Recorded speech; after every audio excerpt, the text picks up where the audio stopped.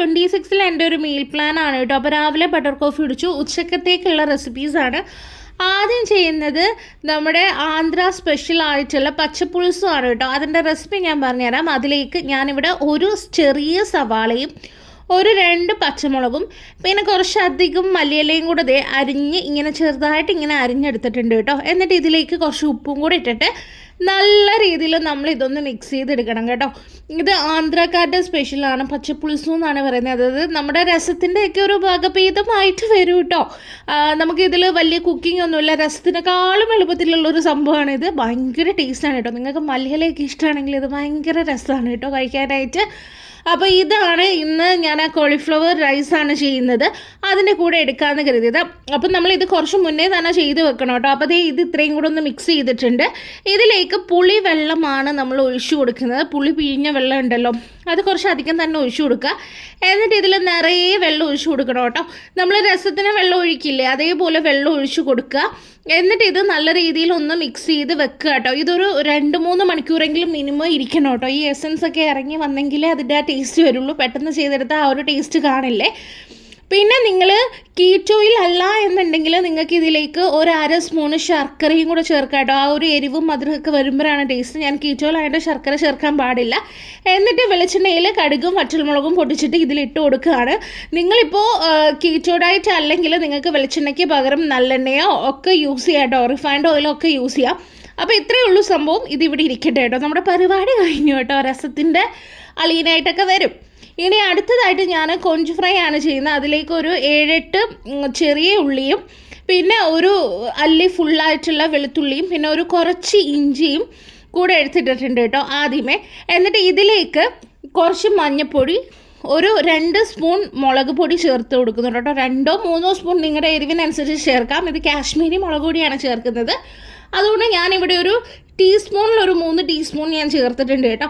പിന്നെ ഒരു 1/2 ടീസ്പൂൺ നമ്മുടെ ഗരം മസാല ഉണ്ടല്ലോ, ഇതും ചേർത്ത് കൊടുത്തിട്ടുണ്ട്. പിന്നെ എൻ്റെ കയ്യിൽ ചെറിയ സ്പൂണാണ്, നിങ്ങളൊരു 1/2 സ്പൂൺ നമ്മുടെ കുരുമുളക് പൊടി ചേർക്കുക. ഒരുപാട് അങ്ങോട്ട് എരിവ് വേണ്ട കേട്ടോ.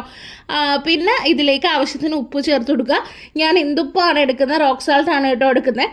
പിന്നെ കുറച്ച് വിനാഗിരിയും കൂടെ ചേർത്ത് കൊടുത്തിട്ട് ഇത് ഇത്രയും കൂടെ മിക്സിയിൽ നന്നായിട്ട് കുറച്ച് വെള്ളം ചേർത്ത് അരച്ചെടുക്കുക കേട്ടോ. എന്നിട്ട് നമ്മൾ കൊഞ്ച് ഇന്നലെ ഓൾറെഡി നിങ്ങൾ എൻ്റെ വ്ലോഗ് കണ്ടിട്ടുണ്ടെങ്കിൽ മനസ്സിലായി കാണും, കൊഞ്ച് കൊണ്ടുവന്നായിരുന്നല്ലോ. ഇതിലതേ മിക്സ് ചെയ്ത് ഇതും ഒരു 2 മണിക്കൂർ മാറ്റി വെച്ചിട്ട് വേണം കേട്ടോ എടുക്കാനായിട്ട്.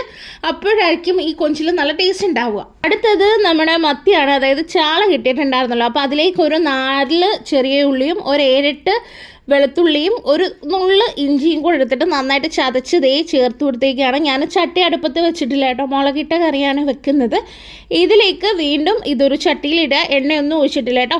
ഇതിലേക്ക് വീണ്ടും ഒരു 3 ടീസ്പൂൺ മുളക് പൊടി ചേർത്തു. ഇത് കാശ്മീരിയും മറ്റേതും കൂടെ മിക്സ് ചെയ്ത് വെച്ചേക്കുന്ന മുളക് പൊടിയാണ്. പിന്നെ ഒരു 1/2 സ്പൂൺ നമ്മുടെ മഞ്ഞൾപ്പൊടി ചേർത്തു കേട്ടോ, മല്ലിപ്പൊടി ചേർക്കാറില്ലേ. പിന്നെ ഇതിലേക്ക് കുടംപുളി കഴുകിയത് ചേർത്തു, ആവശ്യത്തിന് ഉപ്പിട്ടു. എന്നിട്ട് നമുക്ക് വേണ്ടത്ര വെള്ളം ഒഴിക്കുക. ഇത്തിരി വെള്ളം കൂടുതൽ ഒഴിക്കുക, കാരണം ഇതെല്ലാം പച്ചയ്ക്ക് നമ്മൾ മസാല ചേർത്തിരിക്കുന്നതുകൊണ്ട് ഒന്ന് തിളച്ചതിൽ പിടിക്കണം. അപ്പം നമ്മൾ കുറച്ചൊന്ന് ടൈം കൊടുക്കുക. ഇത് നന്നായിട്ട് ഒന്ന് ഇളക്കി ആ മുളകിൻ്റെ കട്ടകളൊക്കെ ഒന്ന് ഉടഞ്ഞ് വരുമ്പം നമ്മളിത് അടുപ്പിൽ വെച്ച് തിളപ്പിക്കുക. തിളച്ച് വരുമ്പോഴത്തേക്ക് നമ്മൾ മീനിട്ട് കൊടുക്കുക കേട്ടോ. നന്നായിട്ട് ഇതൊന്ന് തിളച്ച് പറ്റിയിട്ടുണ്ട്. എന്നിട്ട് മീനിട്ട് കൊടുക്കുക. ഒരുപാടങ്ങ് വെള്ളം കൂടി പോരുത് കേട്ടോ.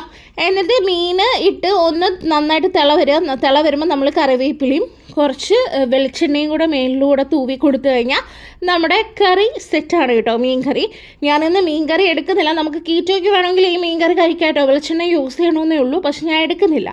ഓക്കെ, ഇനി അടുത്തതായിട്ട് ഞാനൊരു തോരനാണ് വെക്കുന്നത്. ഇന്നലത്തെ പാവയ്ക്ക് കുറച്ച് ബാക്കി ഉണ്ടായിരുന്നു, അപ്പോൾ കുറച്ച് ക്യാരറ്റും പാവയ്ക്കയും കൂടി ഇട്ട് തോരൻ വെക്കുകയാണ്. കീറ്റോയിൽ ക്യാരറ്റ് വളരെ കുറച്ച് യൂസ് ചെയ്യാവുള്ളൂ. ഞാനപ്പോൾ ഈ തോരൻ ഫുള്ള് കഴിക്കാൻ പോകുന്നില്ല, രാവിലെ ഒരു നേരത്തെ എടുക്കുന്നുള്ളൂ. അപ്പോൾ ഒരു പാവയ്ക്കയും 2 ക്യാരറ്റും കൂടെ ഇരുന്നതും കുറച്ച് സവാളയും കൂടെ വെളിച്ചെണ്ണയിൽ കടുക് പൊട്ടിച്ചിട്ട് അതിലേക്ക് ഇട്ട് കൊടുത്തിട്ടുണ്ട് കേട്ടോ. ഇതിൽ ആവശ്യത്തിന് ഉപ്പും കൂടെ ചേർത്തിട്ട് നന്നായിട്ട് അടച്ച് വെച്ചിട്ട് ഇതൊന്ന് ഒരുവിധം വെന്ത് വന്നിട്ട് തുറന്ന് വെച്ചിട്ട് വീണ്ടും ഇങ്ങനെ ചിക്കി തോത്തി തീ ഉറച്ചിട്ട് ഒന്ന് മൊരിച്ചെടുക്കുകയാണ് ഞാൻ ചെയ്യുന്നത്. അപ്പോൾ ഉപ്പ് ഞാൻ ഓൾറെഡി പറഞ്ഞിട്ടുണ്ട്, ഞാൻ ഞാനിവിടെ റോക്ക് സോൾട്ടാണ്, അതായത് പിങ്ക് സോൾട്ടാണ് ചേർക്കുന്നത്. ഞാൻ ഇതിൽ യൂസ് ചെയ്യുന്ന ആ ഒരു ബുള്ളറ്റ് മിക്സിൻ്റെ ആയാലും ഈ ഉപ്പിൻ്റെ ആയാലും ഒക്കെ ഞാൻ ലിങ്ക് ടാഗ് ചെയ്തേക്കാം കേട്ടോ പ്രോഡക്റ്റ്. അപ്പോൾ നിങ്ങൾക്ക് വേണമെങ്കിൽ അത് നോക്കിയാൽ മതിയേ. ഈ കാണിക്കുന്നതൊക്കെ നിങ്ങൾക്കൊരു ബേസിക് ഐഡിയ കിട്ടാൻ വേണ്ടിയിട്ടാണ് കേട്ടോ. അതായത് നമ്മുടെ വീട്ടിലേക്കുള്ള കുക്കിങ്ങും നമുക്ക് അല്ലാതെ കീറ്റോയ്ക്ക് വേണ്ടിയിട്ടുള്ള കുക്കിങ്ങും ഒരുമിച്ച് എങ്ങനെ ചെയ്യാമെന്നുള്ളത്. അപ്പോൾ ഒരുവിധം ഇത് വെന്ത് വന്നപ്പോഴത്തേക്കും ഞാൻ തേങ്ങ ചേർക്കുകയാണ്. നമുക്ക് തേങ്ങ എത്ര വേണമെങ്കിലും കീറ്റോയിൽ യൂസ് ചെയ്യാം, ഒരു കുഴപ്പമില്ല കേട്ടോ. അപ്പോൾ തേങ്ങ ഞാനിവിടെ നിറയെ തേങ്ങ ചേർത്തിട്ടുണ്ട്. കാരണം പാവയ്ക്കയുടെ കയ്പൊന്നും മാറി കിട്ടണമല്ലോ. ഓൾറെഡി ക്യാരറ്റ് ഇട്ട് ഒഴിക്കുന്നതുകൊണ്ട് വലിയ കയ്പ് കാണില്ല. എന്നാലും നമ്മൾ പാവയ്ക്കയൊക്കെ തോരൻ വെക്കുമ്പോൾ കുറച്ച് തേങ്ങ അധികം ഇടുകയാണെങ്കിൽ പാവയ്ക്കൊക്കെ ഒട്ടും കയ്പ് അറിയില്ല കേട്ടോ. അപ്പോൾ അതും ഇട്ടിട്ട് ഇനി അടച്ചു വെക്കില്ല കേട്ടോ. ഇനി ഈ ഒരു ചെറിയ തീയിൽ തന്നെ ഇങ്ങനെ ഇട്ടിട്ട് നന്നായിട്ട് വഴറ്റിയെടുക്കത്തേ ഉള്ളൂ, ഒന്ന് മൊരിയിച്ചെടുക്കത്തേ ഉള്ളൂ. തേങ്ങയും ഇതിൽ കിടന്നിട്ടൊന്നും മൊഴിഞ്ഞു വരണം കേട്ടോ. അപ്പം ഞാൻ കുറച്ച് കറിവേപ്പിലയും ചേർത്തിട്ടുണ്ട്.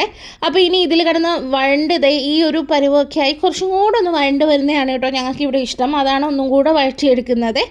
പിന്നെ ഞാൻ ഓഫ് കോഴ്സ് ഞാൻ പറഞ്ഞിട്ടുണ്ട് ഉണക്കമീൻ ഒരു 3-4 പൊരിക്കാൻ വെച്ചിട്ടുണ്ട്. കാരണം എനിക്ക് ഈ കോളിഫ്ലവർ റൈസിൻ്റെ ചെവ അറിയാതിരിക്കാനാണ്. വലിയ ചെവയൊന്നും ഇല്ല അതിൽ.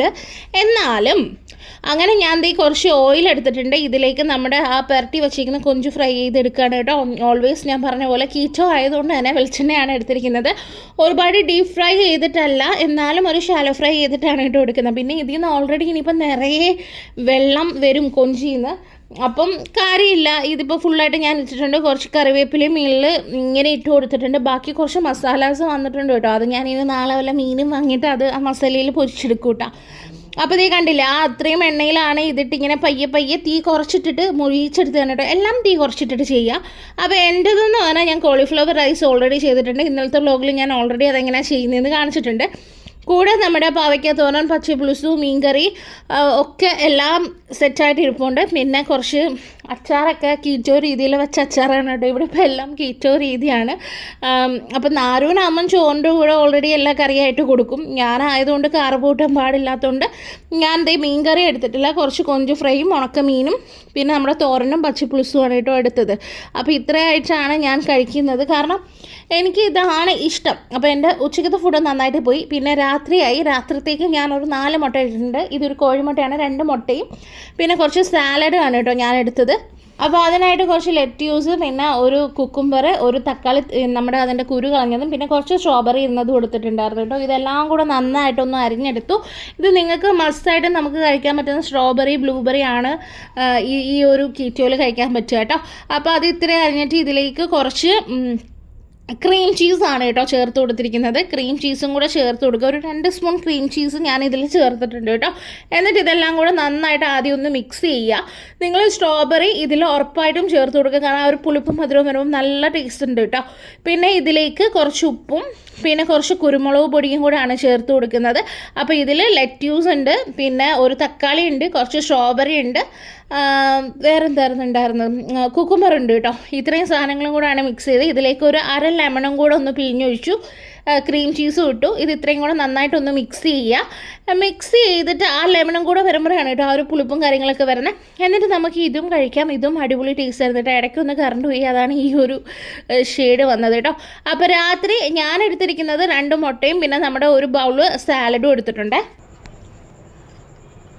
അപ്പോൾ നമുക്കിന്ന് മുട്ടയും പിന്നെ ആ ചീസ് കൊണ്ടുണ്ടാക്കിയ സാലഡും ആണ് കേട്ടോ. ഞാൻ ഫസ്റ്റ് ടൈമാണ് ഇങ്ങനെ ചീസ് വെച്ചിട്ട് സാലഡ് ട്രൈ ചെയ്യുന്നത്. എങ്ങനെ ഉണ്ടെന്നൊന്ന് നോക്കട്ടെ.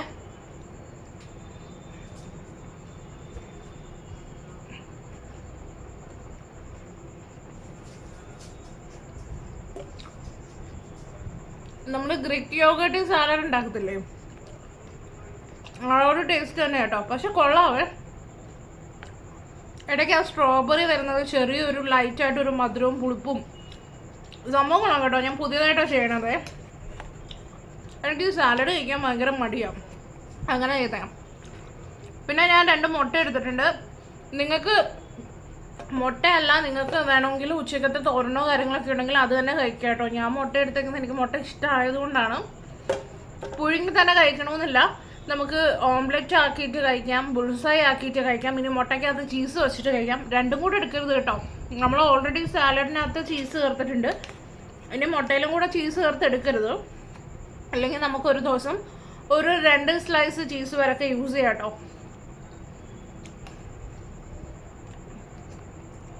സംഭവം കൊള്ളാം കേട്ടോ. കഴിച്ചു കഴിയുമ്പോൾ നല്ല ചീസിൻ്റെ ഫ്ലേവർ വരുന്നേ.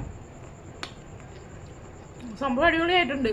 അപ്പം ഇന്നത്തെ ഫുള്ള് റെസിപ്പീസ് ഞാൻ ഇട്ടിട്ടുണ്ട്. എല്ലാവരും എന്തായാലും ട്രൈ ചെയ്ത് നോക്കുക. ഇന്ന് ഇതുവരെ എനിക്ക് അങ്ങോട്ട് മുന്നിലോട്ട് വരാൻ പറ്റിയില്ല, കാരണം കുറച്ച് തിരക്കും കാര്യങ്ങളൊക്കെ ആയിരുന്നു. കാരണം നമ്മൾ ഈ ക്യാമറ എടുത്തുകൊണ്ട് എപ്പോഴും നടക്കുമ്പോഴേ ഭയങ്കര ബുദ്ധിമുട്ടാകും ഈ പണിയുടെ ഇടയ്ക്ക്.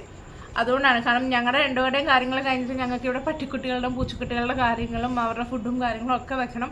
അപ്പോൾ എല്ലാം കൂടെ ഒരു തിരക്കായിട്ട് പോകുമ്പോഴേ എല്ലായിടത്തും ഇങ്ങനെ ക്യാമറ എടുത്തുകൊണ്ട് നടക്കാൻ പറ്റില്ല. അതുകൊണ്ടാണ് കേട്ടോ ക്യാമറ അധികം എടുത്തിട്ട് ഞാൻ വരാനതും. അപ്പം ഇത്രയൊക്കെ ഉള്ളൂ. നമുക്കിനി അടുത്തൊരു വ്ളോഗായിട്ട് വീണ്ടും കാണാം കേട്ടോ. ബൈ.